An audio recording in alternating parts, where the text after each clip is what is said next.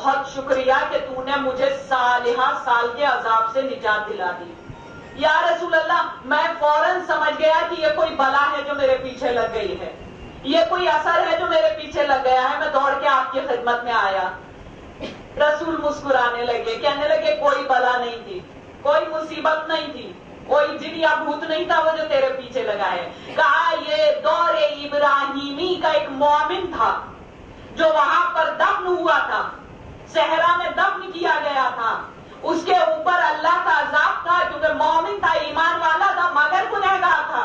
جیسے ہم مومن بھی ہیں اور گنہگار بھی ہیں. تو کہا کہ وہ مومن تھا لیکن گنہگار تھا, اس کے اوپر ہزارہ سالوں سے عذاب الہی ہو رہا تھا. مگر جیسے ہی تو نے سورہ ملک کی تلاوت کی, اللہ نے عذاب کو اٹھا لیا اور اس کی روح کو عذاب سے نجات دے دی. لوگوں نے پوچھا یا رسول اللہ یہ جو ہم سورہ ملک کی تلاوت قبرستان میں کرتے ہیں تو کیا اس سے دوسروں کو فائدہ بھی پہنچے گا؟ کہا یہ جو قرآن مجید ہے یہ رحمت ہے, اور رحمت ایک اسپرے کی طرح ہوتا ہے. یہ جب آپ اسپرے کرتے ہیں تو میرا وہ صرف قطرے آپ کے اوپر نہیں آتے بلکہ وہ دوسروں کے اوپر بھی آ جاتے ہیں, وہ ہر جگہ آ جاتے ہیں. کہا قرآن مجید ایک رحمت ہے, تم اپنے لیے پڑھتے ہو, تم اپنوں کے لیے پڑھتے ہو, مگر جس جگہ بیٹھ کے پڑھتے ہو اس کے رحمت کے قطرے دور دور چلے جاتے ہیں. تو لوگوں نے پوچھا کہ یا رسول اللہ اب سوال یہ ہے قبرستان میں تو کبھی گنہگار کافر بھی ہوتا ہے, کہیں کہیں ایسا ہوتا ہے منافق بھی ہے کافر بھی ہے. کہا یہی تو قرآن مجید اور اہل بیت کا معاملہ ہے کہ یہ کافر اور منافق کے لیے زحمت ہے اور چاہنے والوں کے لیے رحمت ہے. ایک صلوات بھیج دیں محمد والے محمد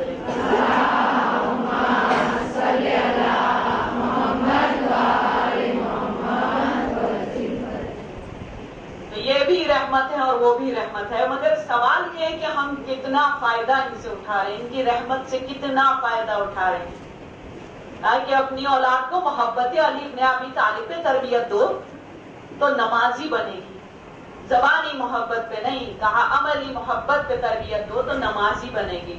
اس لیے کہ جو ان سے محبت کرتا ہے وہ ہو نہیں سکتا کہ وہ سجدے نہ کرے, وہ نماز نہ پڑھے, وہ ممکن نہیں ہوتا. اور اگر تم محبت کرتے ہو تو ممکن نہیں ہے کہ تم نماز کے لیے اولاد پہ زور نہ دو. اکثر اولادیں یہ ہے کہ بھئی ماں باپ کہتے ہیں اور ایک وقت ایسا آتا ہے جو نمازیں نہیں پڑھتے وہ نمازیں پڑھنے لگتے ہیں.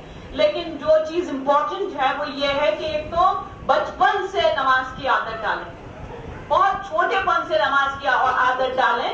بھلے ظاہر بات ہے کہ ٹارچر کرنا نہیں ہے, جو چھوٹا ہے ابھی اس کے اوپر نماز واجب نہیں ہے تو اسے ٹارچر نہیں کرنا ہے, اسے سمجھانا ہے, اس کے دل میں نماز کا شوق ڈالنا ہے. اچھا نماز کا پابند بنانے سے زیادہ ضروری یہ ہے کہ اوقات نماز کا پابند بنائیں, یعنی نماز کی ٹائمنگز اسے بتائیں کہ نماز کی ٹائمنگز کیا ہیں. کیونکہ ایسی نماز منہ پہ مار دی جاتی ہے جس کی کوئی ٹائمنگز نہیں ہوتی, یعنی ٹائم نکل گیا, ٹائم نکلنے کے بعد مت, یعنی سب کچھ آپ کو کرنا اچھا لگتا ہے, صرف نماز آپ کو پڑھنی اچھی نہیں لگتی. اور جب نماز جانے لگتی ہے تو اس وقت آپ نماز کے لیے دوڑتے ہیں. کہا کہ فرشتے 3 مرتبہ مسکراتے ہیں, 3 مرتبہ مسکراتے ہیں فرشتے. بلکہ حدیث معصوم تو یہ بھی ہے کہ وہ کھلکھلا بھی پڑھتے ہیں, کھلکھلا کے ہنستے ہیں. کہا وہ 3 وقت کون سے ہیں؟ تو کہا کہ ایک تو وہ وقت کہ جب مومن پورے دن کاموں میں اپنے لگا رہتا ہے, جب نماز جانے لگتی ہے تو جلدی سے مصلی پہ آ کے کھڑا ہوتا ہے, اللہ اکبر اللہ اکبر اللہ اکبر بسم اللہ الرحمن الرحیم الحمدللہ. فرشتے کہتے ہیں یہ دیکھیے اب جلدی میں ہے کہ سپلائی آسانی سے ہو جائے, اب بہت جلدی میں ہے. بہت فرشتوں کو ہنسی آتی ہے. ابھی تک انہیں نماز یاد نہیں تھی, جب نماز جانے لگی, جب سورج غروب ہونے لگا یا سورج نکلنے لگا اس وقت ان کو نماز یاد آئی. تو آپ دیکھیے جلدی دیکھیے کہ ابھی تک جلدی نہیں تھی, اب ان کی جلدی دیکھیے آپ. فرشتے معصوم کہہ رہے ہیں, فرشتے کھلکھلا کے ہنس پڑتے ہیں. کا ایک وہ وقت کہ جب کوئی اپنی زمین کی ناپ تول کرتا ہے تو پھر وہ تھوڑی سی زمین ادھر والے کی بھی اپنی طرف کر لیتا ہے. تو فرشتے بہت ہنستے ہیں, کہتے ہیں اتنی پہ اس کا دل نہیں بھرا تو وہ تھوڑی سی لے کے اس کا کیا دل بھرے گا. اور ناپ تول میجرمنٹ میں بے ایمانی کر رہا ہے, یہ دیکھو بے ایمانی کر رہا ہے میجرمنٹ میں, اتنی لے لی اس پہ دل نہیں بھرا, ابھی تھوڑی سی لے کے اس کا دل بھر جائے گا. تو وہ بہت ہنستے ہیں. تیسرا وقت وہ ہوتا ہے کہ جب فرشتے بہت کھلکھلا کے ہنستے ہیں, اور وہ وقت وہ ہوتا ہے کہ جب کوئی بے پردہ خاتون مرتی ہے، دنیا سے جاتی ہے، جب اس کو قبر میں اتارا جاتا ہے اور سب کہتے ہیں ہٹو نامحرمو، ہٹو ہٹو ہٹو ہٹو، کوئی نامحرم نہ دیکھ نہ پائے، تب فرشتے کھلکھلا کے ہنستے ہیں، کہتے ہیں دنیا میں تو اپنے نامحرموں کے کانٹیکٹ میں آنے میں احتیاط کی نہیں، دنیا میں یہ باپ بھائی یہ بیٹے جو اب اتنی احتیاط کر رہے ہیں، زندگی بھر تو احتیاط کی نہیں، اب جبکہ زندگی گزار چکی، اب نامحرم کے کانٹیکٹ میں آئے یا نہ آئے کوئی مسئلہ نہیں ہے اس کے لیے، تو اب ایسی حالت میں یہ لوگ کوشش کر رہے ہیں کہ نامحرم دیکھنے نہ پائیں، تو کہا کہ فرشتے اس وقت بہت کھلکھلا کے ہنستے ہیں کہ یہ دیکھیں مذاق اڑاتے ہیں فرشتے۔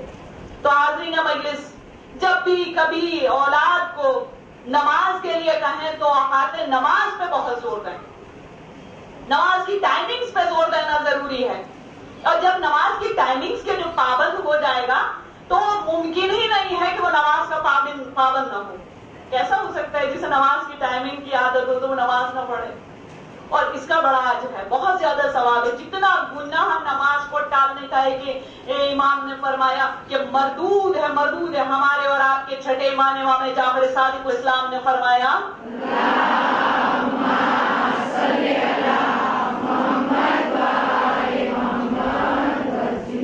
کہا کہ مردود ہے وہ انسان کہ جو صبح کی نماز ستارے چھپنے کے بعد پڑھے، اور جو مغرب کی نماز ستارے نکلنے کے بعد پڑھے، اور بے وجہ نماز کو لیٹ کرے، بے وجہ، کہا کہ مردود ہے وہ انسان۔ تو جہاں امام اسے مردود کہہ رہے ہیں وہاں ہی اگر کوئی اوقات نماز کی پابندی کرتا ہے تو اس کا اجر و ثواب دیکھیں کتنا ہے۔ علامہ عراقی نے اپنی کتاب خزائن میں یہ واقعہ لکھا، کہتے ہیں کہ ایران میں نوروز کا تیوہار بڑی دھوم سے منایا جاتا ہے، بہت زیادہ، جیسے ہمارے یہاں عید ہوتی ہے ویسے وہاں پر نوروز کا تیوہار ہوتا ہے۔ تو علامہ عراقی کہتے ہیں کہ ہمارے دوست اصفہان میں اپنے دوستوں سے ملنے کے لیے گئے، جیسے یہاں پر عید ملنے کے لیے دوستوں سے جاتے ہیں تو وہ ان کو ملنے کے لیے گئے، تو کہا کہ جب ہم لوگ دوست کے گھر پہ پہنچے اور ہم نے نوک کیا تو پتا چلا کہ دوست باہر گیا ہوا ہے، دوست ہے نہیں، وہ کسی اور سے ملنے گیا ہوا تھا۔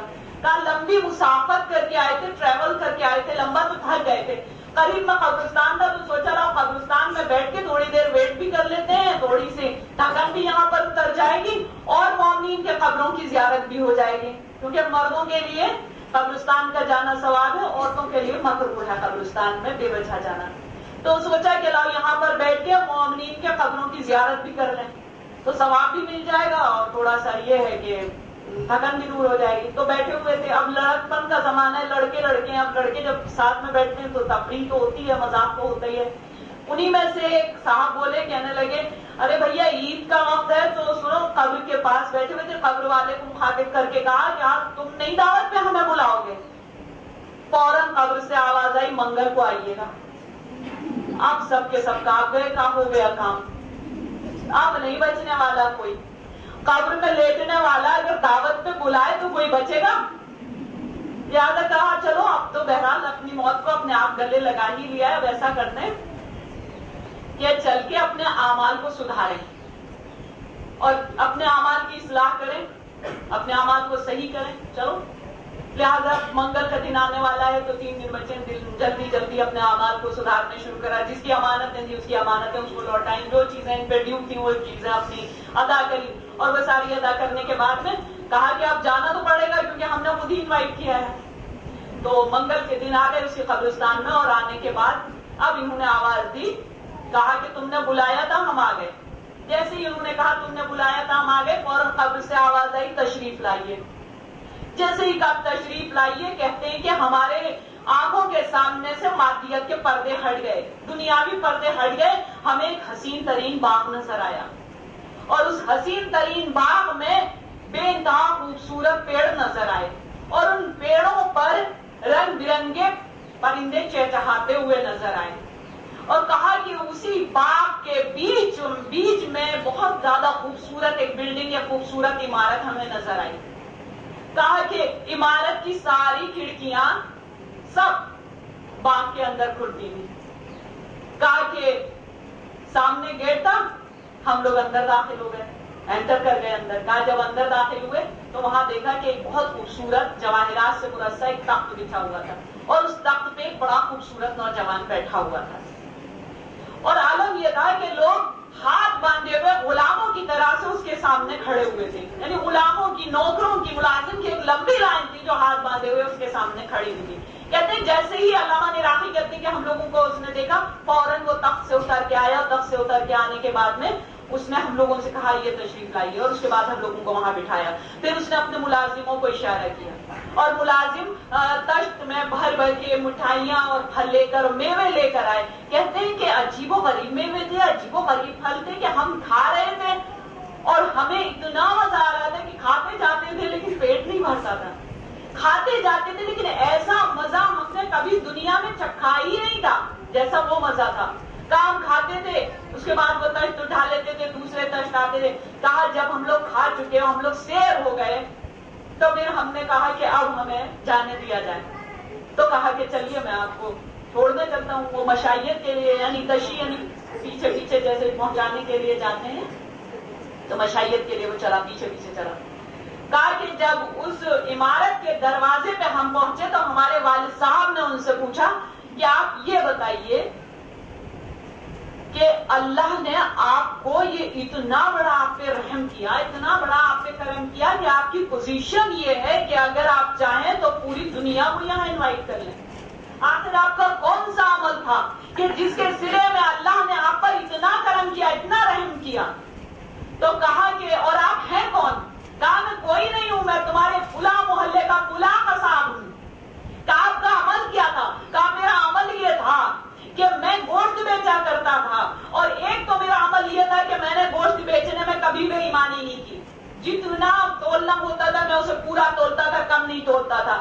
دوسرے کہا کہ ایک میرا عمل یہ تھا کہ میں پلڑے میں ترازو کے گوشت ڈال چکا ہوتا تھا، ادھر آواز آتی تھی اللہ اکبر، میں اسے تولتا نہیں تھا، گوشت کو پلڑے میں چھوڑ کر میں فوراً مسجد کی طرف دوڑتا تھا اور میں وقت کے اوپر نماز ادا کیا کرتا تھا۔ اس وقت کے اوپر نماز ادا کرنے کا اللہ نے مجھے اتنا بڑا اجر دیا ہے کہ میں جسے چاہوں اپنے گھر مدعو کر لوں، اور اللہ نے مجھے عالم برزخ میں یہ نعمتیں عطا کر دی ہیں۔ آپ بتائیے اگر اللہ عالم برزخ میں کسی کو یہ نعمتیں عطا کر دے گا پھر جنت میں اسے کیا نہیں عطا کرے گا؟ ایک صلوات بھیج دیں محمد وآل محمد۔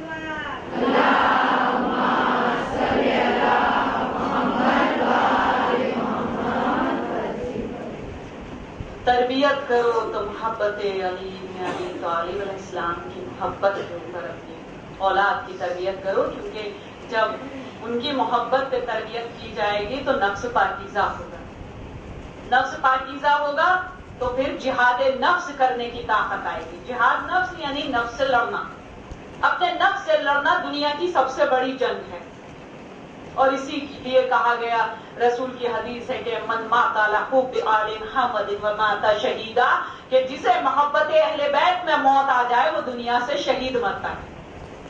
ہم لوگ شہید سمجھتے ہیں کہ شہید وہ مرتا ہے جو ایٹمک ہتھیار کا سامنا کرتا ہے، شہید وہ مرتا ہے جو جنگ کرتا ہے میدان جنگ میں جا کے، ہم سمجھتے ہیں شہید وہ مرتا ہے کہ جو سپاہی ہوتا ہے جو اپنے ملک کے لیے لڑتا ہے۔ نہیں، رسول فرمانے کہ شہید وہ ہے کہ چاہے اپنے بستر پر مرے لیکن اپنے نفس سے جہاد کرتا ہوا مرے، اپنے نفس سے لڑتا ہوا مرے۔ ہمارے اوپر جہاد ساقط ہے، ہم لوگ جہاد نہیں کر سکتے، لیکن ہم وہ جہاد کر سکتے ہیں کہ جسے رسول نے جہاد اکبر کہا۔ اکبر کہتے ہیں بڑے کو، اصغر کہتے ہیں چھوٹے کو۔